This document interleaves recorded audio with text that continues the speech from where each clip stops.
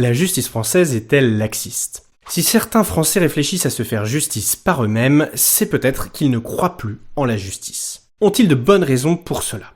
Regardons tout d'abord ensemble le sujet de la récidive. La récidive montre que la justice ne fait plus peur. Selon un rapport du ministère de la Justice de 2021, 31% des sortants récidivent dans les 12 mois. Ce chiffre atteint les 45% 2 ans après la condamnation.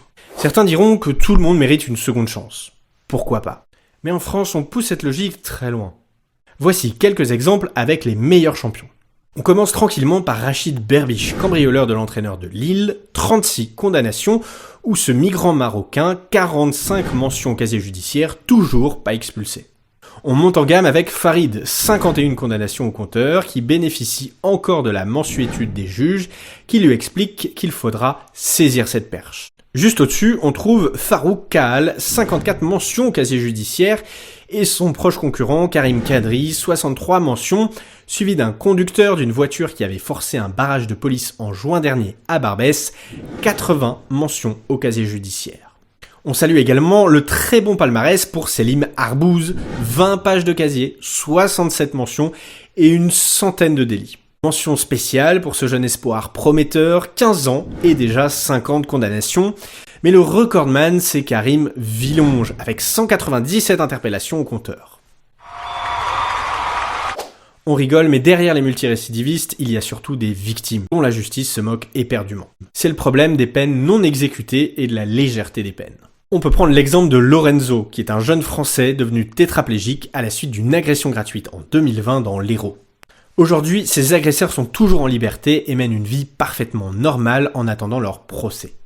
Mais lui, le président n'ira pas lui rendre visite. Vous vous souvenez aussi certainement du jeune marin handicapé à vie à cause d'une agression en 2016 à Lyon. Ces agresseurs sont déjà dehors. En France, selon un rapport de l'Inspection générale des services judiciaires, près de 30% des peines de prison ne sont jamais exécutées, et c'est de pire en pire. Libération conditionnelle, semi-liberté, placement sous surveillance électronique, placement extérieur, aménagement de peine, remise de peine, tout est bon pour ne jamais aller en prison. Et quand par miracle les multirécidivistes finissent par y être enfermés, c'est pour aller y faire du karting, du vélo, du parapente ou une sortie culturelle au zoo, flirter avec la surveillante, organiser des clips de rap, assister à des concerts, fêter le ramadan ou encore jouer à la PlayStation toute la journée.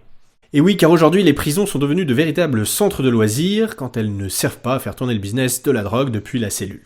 Ce laxisme de la justice est poussé par une idéologie d'extrême gauche et une organisation, le syndicat de la magistrature, fondé en 1968. Ce syndicat de la magistrature est connu pour la harangue de Baudot, du nom d'un de ses membres, qui prononce en 1974 un discours délirant encourageant ses collègues à faire la révolution à travers l'exercice de la justice. C'est un véritable plaidoyer en faveur du gauchisme le plus révolutionnaire dans la justice, qui dit notamment « Soyez partiaux pour maintenir la balance entre le fort et le faible, le riche et le pauvre, qui ne pèsent pas d'un même poids, il faut que vous la fassiez un peu pencher d'un côté. » Ayez un préjugé favorable pour la femme contre le mari, pour le voleur contre la police, pour le plaideur contre la justice. Cette idéologie pouvait s'entendre si nos criminels étaient des Robin des Bois ou des voleurs de pommes. Mais trop contents d'avoir affaire à une justice laxiste, nous subissons désormais l'arrivée de professionnels de la délinquance et du crime dont les victimes sont méprisées par le syndicat de la magistrature. Vous vous souvenez de l'affaire du mur des cons ?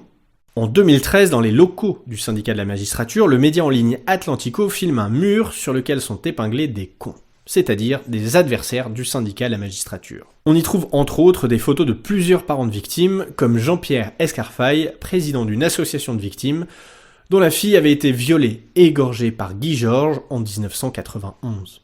En janvier 2021, la présidente du syndicat de la magistrature avait été condamnée à verser 500 € d'amende pour injure publique et 15 000 € à la famille du général Schmitt, dont la fille avait été assassinée en 2007 dans le RER.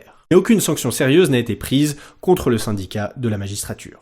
Quand on regarde les chiffres et qu'on compare la France avec ses voisins européens, le verdict est sans appel. Notre pays fait partie des très mauvais élèves dans le domaine de l'insécurité.